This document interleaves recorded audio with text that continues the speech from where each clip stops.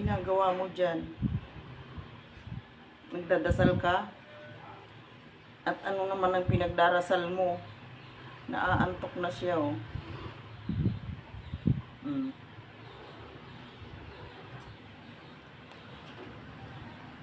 Mm. Antok na ikaw? Ha? Antok na ikaw, eh. Mm.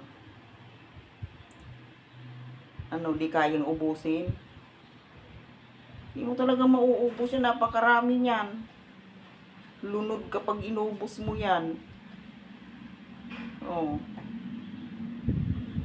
Ano kaya naiisip niya? Oh. Inaantok siya.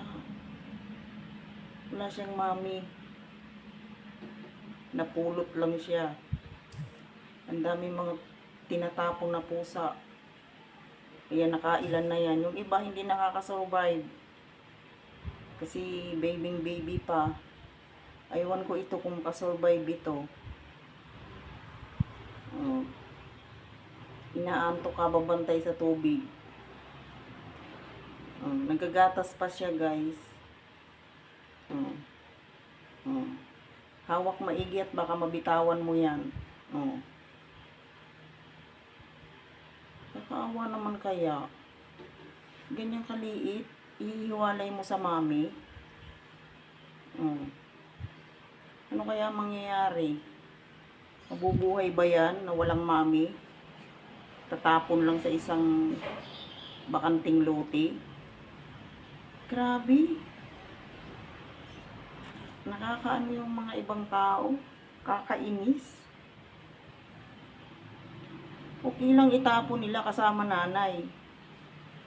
Para kahit papaano, mabubuhay din yung anak pagkasama nanay. Pagka ganyan, dami ko na guys napulot. Iyak ng iyak. O yan, iyak din ng iyak yan. Nawala na ng boses. Hindi ko alam kung mabubuhay yan. Pinabantayan niya yung tubig. Kumakain na rin siya, pero inaalalayan pa namin ang gatas. Yan. Kakaawa naman.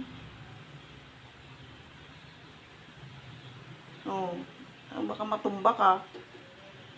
Bakit ayaw mo humiga? Hindi mawawala yan, inuman na yan.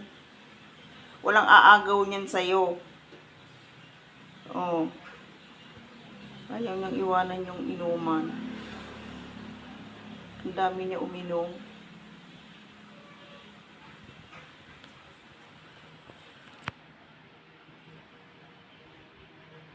Matutumba ka na. Puno yung... Anong problema mo? Uminom ka na dyan. Tapos iwan mo na. Di man yan mawawala dyan. Naantok siya.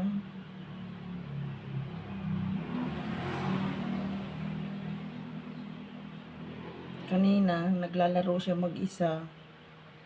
Siguro napagod. Natulog na lang.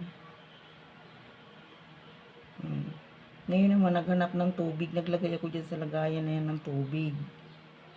Ayan. Katapos niyang uminom, hindi niya nabinitawan yung lagayan ng tubig. Naman. Nakakatulog na, kababantay.